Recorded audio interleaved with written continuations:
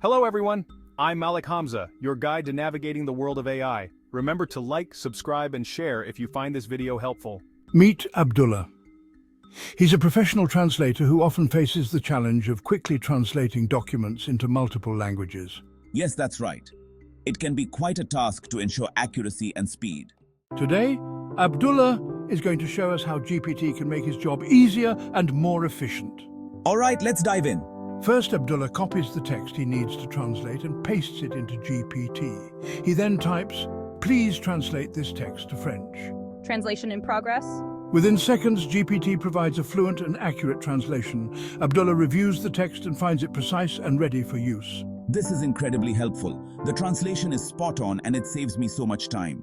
But GPT doesn't stop there. I can use it to translate the same text into multiple languages, such as Spanish, German, or Chinese, all with the same ease.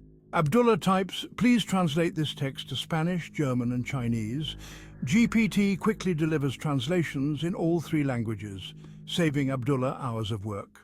With GPT, Abdullah can handle larger volumes of work more efficiently, ensuring high-quality translations for his clients. And that's how GPT can transform the life of a translator.